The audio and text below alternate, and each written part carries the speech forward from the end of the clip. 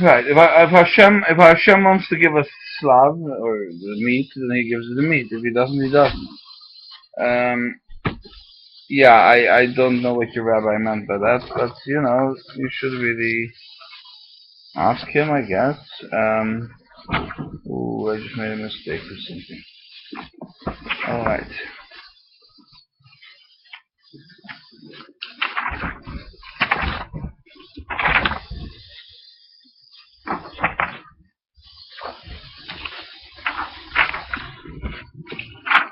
Now let's start where we ended up. In beshalach, v'yomer Hashem Moshe, koyesev zois zikaron. Write this as a reminder. The sefer v'sim ba'aznei Yoshua ben Macho. Just put it in his ears, right?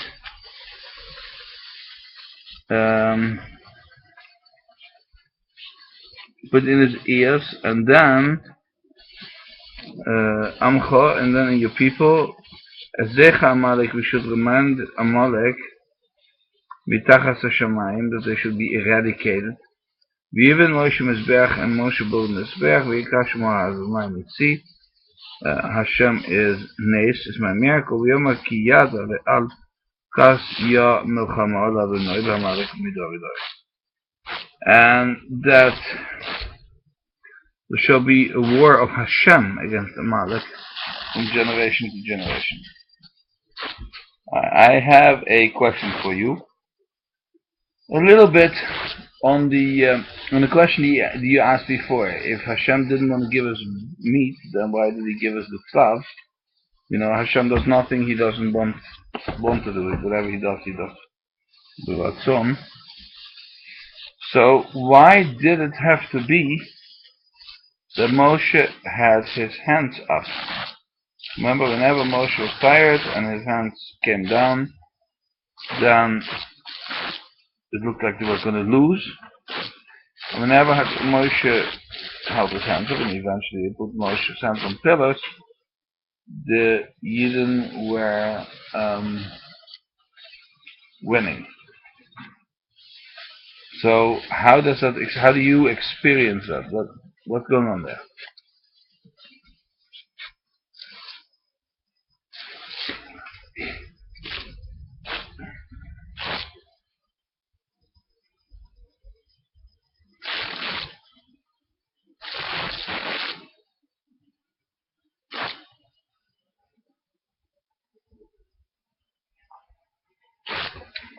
Involved in the process as well. I mean, he has to do something. So you're not I did the responsibility part. You're saying that Moshe took responsibility and that was his lifting of his hand. You know what? I have a problem with that. You know why? If this is a war of Hashem, if it says from Hashem midor to door, this is a quote unquote holy war, then what has it got to do with Moshe Rabbeinu? And why is it ma'akev? Is it different if the old man, Moshe Rabbeinu was an old man at this time, if he had his hands up or down, if Hashem wants, and also the whole lashon, the whole lashon, the whole language. It's a war from Hashem to Amalek. If Hashem doesn't want to have Amalek around, he eradicates it. So I wanted you to first give a stab at it, and I'm gonna tell you something my own. This is really my own baby, because I don't see anybody really touching this, and there's a reason that people don't touch it, because it's a very sensitive point. Lubavitcher Rebbe didn't say anything about it. It is an amazing miracle. Either people win, or either people lose. It's not ma'akif. If an old man comes on a mountain and holds his hands up, then you can ask yourself the question, what is Moshe Rabbeinu doing? He is not steering HaKadosh Baruch Hu. Apparently HaKadosh Baruch Hu gives the Jews, the Chiyus, the life to win. But apparently Amalek wasn't totally a bunch of wee-wees. Because, when the arms came down, they were winning. Right? So you might say, well, it was a mutual strength war, and the Yidden just needed that extra push. And again, I'm going to ask you the same question. Hashem doesn't need us. Hashem doesn't need us to wage with a W, war for him. Right? Right. And secondary, even this one particular war. If Moshe held his arms up or not, if it's Ratzon Hashem, if the will of Hashem that we win, we would win. So I think this definitely, we can think about this, and maybe next year you come up with something more apropos. Maybe I come up with something more apropos. But I think there's much more hidden here than what the island. And I'm going to look in the Midrash Rabbah also. Not tonight, but I would like to look in the future, because it doesn't make any sense. It is a great question. I mean, it's one of those questions that makes you think. It really taxes your brain. I mean, what does Moshe Rabbeinu do? What has he got to do with it? Right. And what do we as Jews have to do with this? The only thing I can think of is the following: that Hashem wants to warn us. This is maybe the best I can be. Hashem warns us. So listen. If you listen to me, like it's everything is going to be a blessing. Everything is going to be great. But if you don't listen to me, and you become cocky, and you become self-righteous, just know there is a amalek. And yes, I don't like him either. But amalek, what? What's that? I said that makes total sense. And amalek is always the stick behind the door. And where do we see this? We see by the Esther story. The Esther story seems like a very sweet story, but really the Yidden at the time were very powerful. They were very much into the government. Everything Chazal tells us not to be, the Yidden were involved. And I'm going to tell you a big secret. Not such a big secret. But the Mephoshim say that by this meal from Achashverosh were Yidden, were Jews sitting there. And last Dafka they were eating kosher. And when they were denigrating Vashti, were Jews there. And that is one of the reasons Haman showed up. Haman was a amalek. And Haman showed up. And more times in our history, unfortunately, amalek shows up. Whenever something, I always say this, whenever something doesn't make any sense, it is Yad Hashem. I give you an example. The Jews of Spain, they were very influential, they were very rich. They were not particularly there were a lot of intermarriage before they had to. And those out of their face and the whole decree came in a time that Jews were on top. Okay, one of the Jews even was a Comer, a top church leader. He was poisoned, but that's a separate issue. Okay, and the same thing with the Nazis.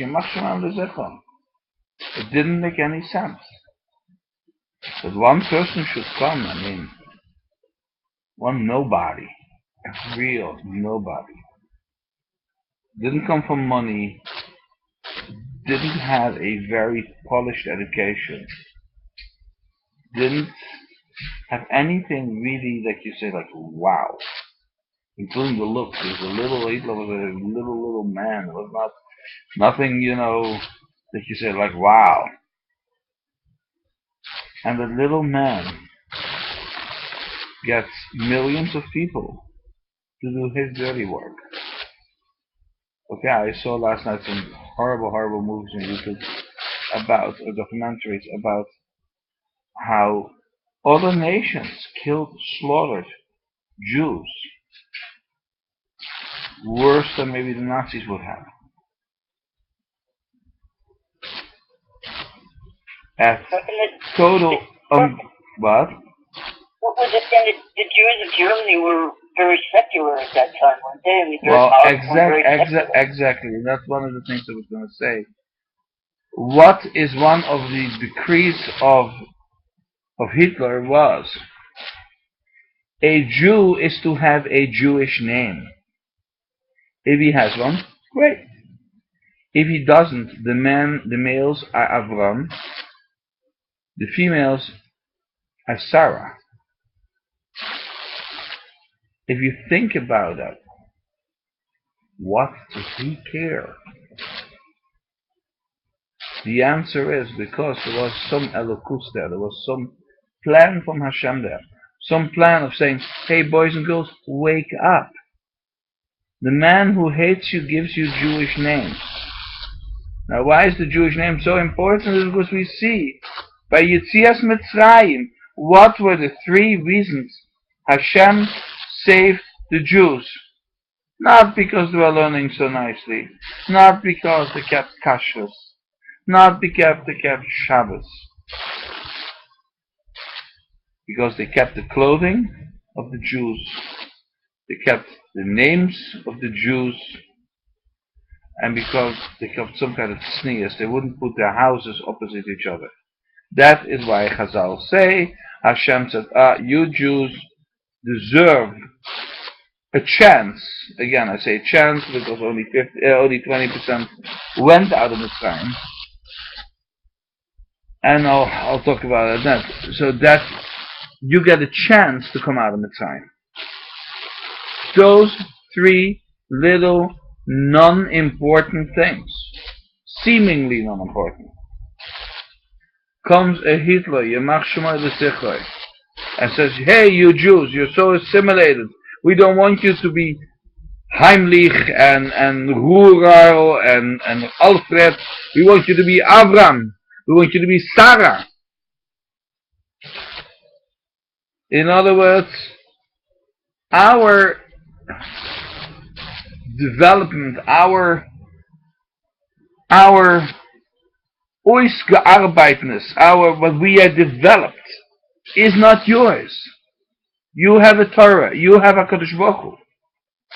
And I'm sure Hitler did not know this when he said this. That he basically told the Jews, do tshuva, go back to your names, go back to your own being. If you read, for example, some of the Zionist books, how disgusting it talks about the yekele. The word yeke comes from a jacket. The Jews, the old Jews with the lange rekel, the learning the whole days, the Gemara, they're not going to college, they're not, part of the parties and of the schwung of the German national pastime and environment and the music. And the Zionists yelled against these Jews, these dirty Jews. Trust me, they were most probably cleaner than those Zionists. That's not what I'm talking about. But their offer was, we have to be German first. And then Hitler said, no, you are a Jew. If you have a little ringly beard, if you just have a mustache, if you eat pig on Yom Kippur, you are a Jew. Right? Right. Again, amalek shows up. Again, they do a great way of destroying most of us. Baruch Hashem. Baruch Hashem. But look at where we are today. I mean, in the United States. The Torah survived. There's more Torah learning now than maybe since the Middle Ages. If you see a Lakewood Yeshiva, with, I don't know, 3,000, 5,000 bochim over different Beis Midrashim. The Mir Yerushalayim, the Mir New York. You have Ponevezh with over 1,000 Talmidim solid. And who are these people? Many of them not Gedolim. Okay, Baruch Hashem, they can learn. They're sitting by amaleks, they're giving up their, some of them are very smart. They're giving up their chance to go to college to learn the Torah HaKadoshah. To say, you know what, Hashem will help us on Parnasa. We are good at this, we want to do this, we want to learn Hashem's Torah. We want to learn Gemara, we want to be living the way Hashem decided us. You know, what is going on today in Israel. The horrible rape of the Torah. The B'nai Torah, if you don't go to the army, we don't give you what to eat. Are you kidding me?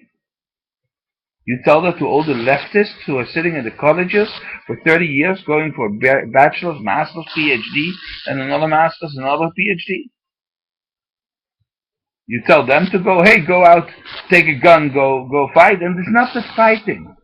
It is not the fighting. If that would have been, if they would have said, you can have your own frum groups, and we buy your glatt kosher meat, and you have your own cooks. My cousin went to the army. That's how he went to the army. They threw out the kalim from the army. They said, pack it up in the trailer. We don't want it. And they laid out money, and they bought their own stuff. And it was locked up with a hechsher till next time, till they had to come back. But that's not what the state wants. The state wants to indoctrinate these people. Like one of the articles I read said, oh, they should taste the sweet fruits of the Israeli environment and the Zionist background. Well, let me tell you something. And I know Natura Karta, but let me tell you. The Zionist background, Theodor Herzl, who ate on Yom Kippur, whose kids... What? He was a monster. Theodor Herzl was not a hero. He ate Chazo on Yom Kippur. He had a Christmas tree. He said, my parents are wonderful people. They had one big blemish. They were Jews. An anti-Semite like that? That is what the Zionists are following? You know, people who took these Jews out of Yemen, ripped the children out of the arms of the mothers, and put them in leftist kibbutzim, and told the mothers the kids died. Nothing different than the Nazis. Nothing different than the Nazis. Even not that long ago, people came from all over the world, took their last bottom dollar, and bought and built houses with their own koiches in Eretz HaKodesh, in our land. It's not the Zionist land, it's not the Israeli land, it's our land, Am Yisrael. The dirty, black coat wearing, hook-nosed, Talmud studying Jews. The ones who keep Shabbos, who don't want buses driving in the street, the ones who don't want pig in the store, who don't want parties with meat and milk, government parties where they give treifas. Right? We own the land. They just occupy it for temporary time.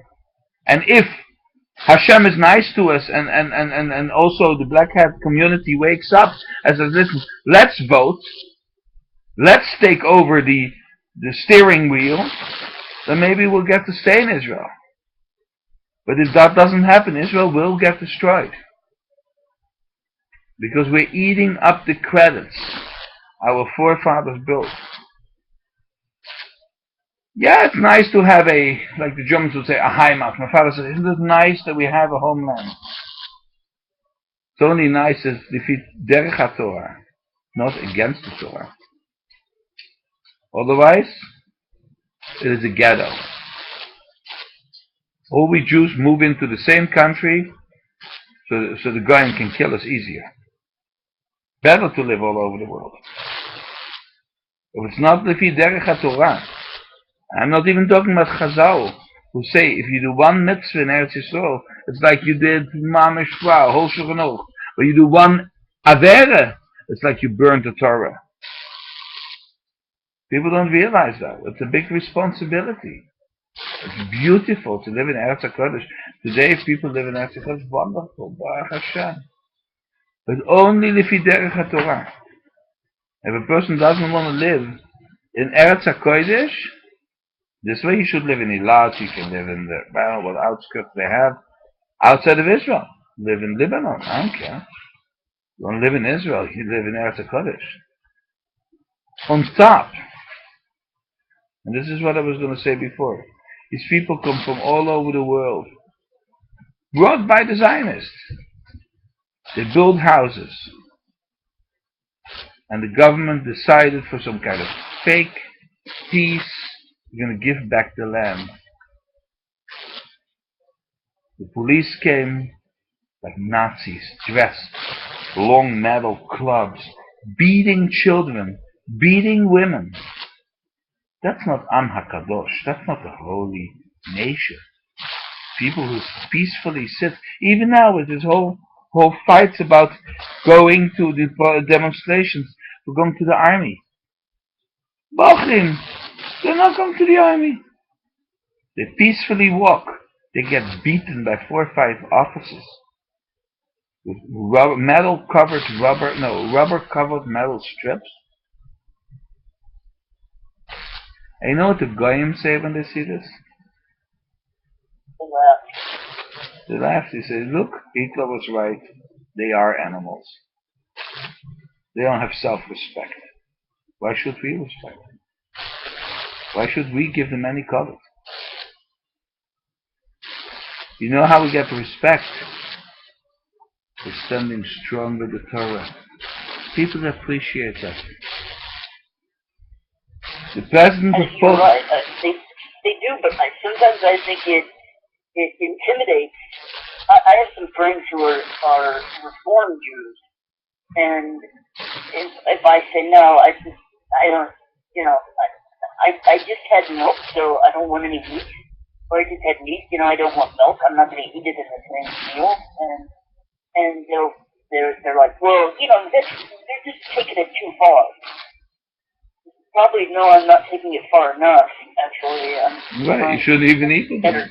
But that is the whole thing. I mean, if you look at pure demographically, 50 years ago, there's a study done that they took 20 Reform, 20 Conservative, 20 Young Israel, 20 Yeshivish, and 20 Hasidish couples, and they followed them over 50 years. And the study ended, I think, 15 years ago, 12 years ago. The 20 couples, Hasidim, were today over 1,000 people wide. From 20 couples, 40 people, over 1,000. Yeshivish were like 900. Young Israel, still 600. The Reform and Conservative, I think Conservative 5 or 6 couples left of 20. Reform, minus. Everything intermarried. Okay? Well, they're really just a step away from being secular anyway. They're just like... But Tzaddik, that is the whole point. The president of Poland called my Rabbi Yaakov Shapiro, and said, listen, I have a problem. Because Rabbi Yaakov Shapiro spoke in Belgium for the European community about this whole yeshiva thing. He says, listen, I have a problem. He says, the problem is, we want the Health Party or Green Party wants to outlaw Shechita. I heard you speak, and we don't want to do anything against the Jews. So if you tell me that this is really important, I will not outlaw it. How could that be unimportant? Well, that is what Rabbi Yaakov Shapiro said. What do you mean unimportant? It's one of the main characters of us Jews. So the president of Poland said, you know, you're giving me really a problem, because the head of your Jews, and that's what the vice president of Israel called himself, told me when they came at a party from Israel to Poland, and we offered him to bring him glad kosher kitchen and glad kosher caterers from England. Don't worry about it. It's good. We'll eat your food. So how important can it be if your leader, your master, your king is saying it's not important? Why is it so important? For the few Polacks we have to have kosher. And Rabbi Yaakov had to explain, and how painful this is, to explain that this political airhead is nothing more than that. He has nothing to do with Judaism. He's not representing the Jews. He is merely an occupier. A group, some Jews, some not Jews, some Reformed, conservative, other Jews. They're occupying the Holy Land. He's not our spokesman. He would spit on the Torah if he could. After he was ready, Rabbi Yaakov, the president says, well, you know, I'm very impressed, Rabbi, and this is a terrible thing, that this man, or these people, are representing you, are falsely representing you. I'm going to take a 2-minute break.